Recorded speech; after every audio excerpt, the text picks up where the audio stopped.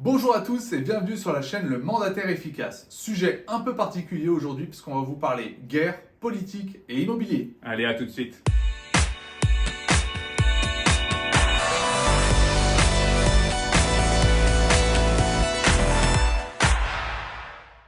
Alors déjà pour commencer, on va être pas très original, mais on va apporter tout notre soutien aux Ukrainiens parce que je pense qu'en ce moment ils vivent une période vraiment ultra compliquée.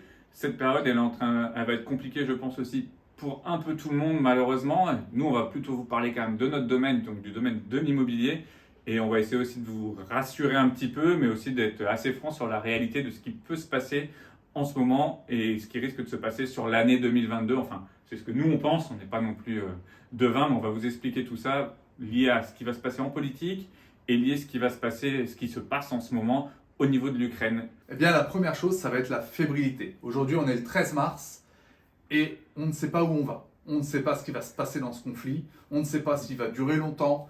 Vous le savez, il y a le souci de l'approvisionnement en gaz, il y a le souci de l'approvisionnement en matières premières, il y a l'augmentation des prix à la pompe.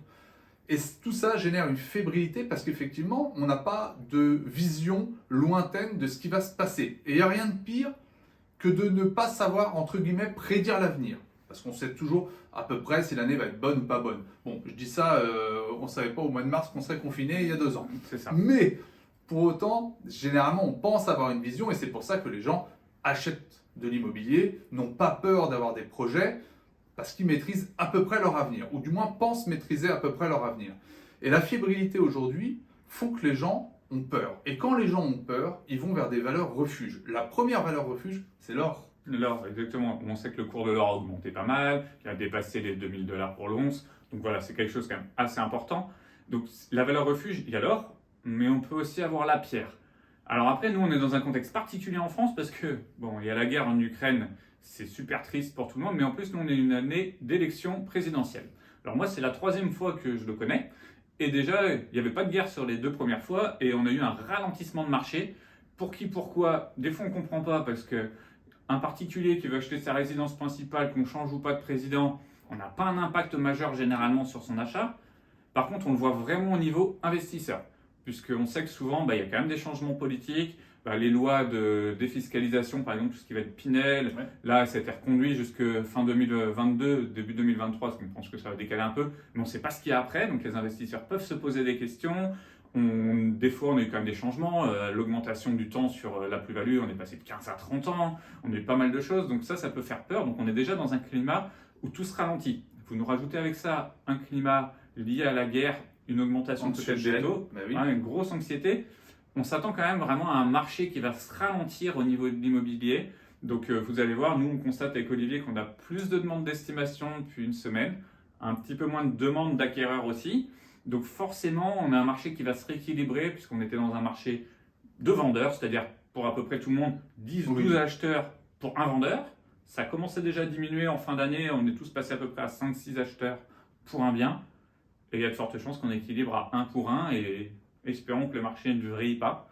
C'est ce qui s'est passé en 2008, on a vrillé totalement. Oui, mais parce qu'il y a aussi ce problème de hausse des prix fait que les gens se disent tiens, on va vendre pour souvent acheter plus grand. Alors soit c'est pour un déménagement, un changement de localité, mais ça peut être aussi pour acheter plus grand. Mais les gens se disent plus grand. Ça veut dire plus de taxes foncières, plus d'électricité, de gaz, en gros plus d'énergie, alors que les prix à la pompe augmentent, les prix des denrées alimentaires augmentent. Pourquoi je vais aller acheter plus grand et que ça va faire encore diminuer mon pouvoir d'achat d'une case?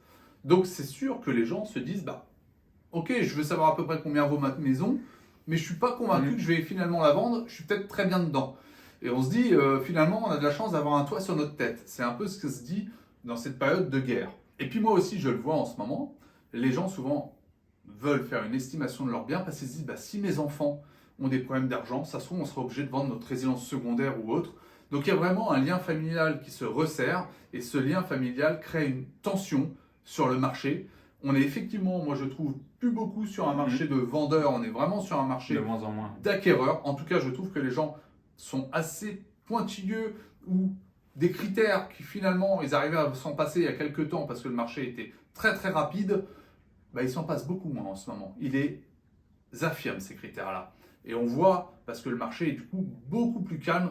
Alors, on va se dire, bah, c'est peut-être que nous. Non, parce qu'on discute avec des notaires qui ont de nombreuses études, et ces notaires-là discutent au sein de leur chambre des notaires avec d'autres notaires. Ça se généralise. Bon, là, on a été super négatif, en même temps, voilà, le climat ambiant n'est pas positif, mais on va quand même, nous, vous donner aussi des axes de travail et des choses qui vont normalement être positives aussi malgré cette période, puisqu'il y a toujours du positif à tirer de chaque chose.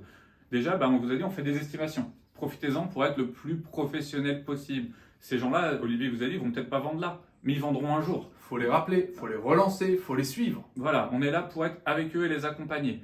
Ensuite, on vous a parlé de valeur refuge, l'immobilier en est une, et aujourd'hui, le secteur bancaire n'a pas le vent en poupe. Tout le monde a un peu peur des banques. On a vu au Canada des comptes qui ont été saisis. C'est arrivé en 2008 avec la Grèce aussi, où des comptes bancaires avaient été saisis. Donc, on va normalement voir arriver des gens avec de la liquidité, qui vont retirer des assurances vie et autres, qui veulent investir. Donc, ces gens-là, on va avoir beaucoup plus de paiement cash, et c'est des gens qui vont venir acheter. Donc peut-être qu'il faut se préparer à essayer de rentrer des produits d'investissement et tourner votre discours aussi peut-être plus vers le côté rassurant de la pierre et vers le côté investisseur. C'est là peut-être que vous serez un petit peu meilleur aussi, qu'il y aura peut-être un peu plus de chiffre d'affaires à faire. Et puis nous, on a vécu en 2008 la crise. On était déjà dans l'immobilier avec Sébastien. Et je peux vous assurer qu'il y en a beaucoup qui ont coulé. Beaucoup de mandataires ou d'agents immobiliers. D'ailleurs, c'était agent immobilier, il n'y avait pas de mandataire à l'époque. Mais en gros, beaucoup ont coulé. Donc, moi, ce que je peux vous dire, c'est continuer. Continuez à être présent sur le terrain. Ne vous démoralisez pas.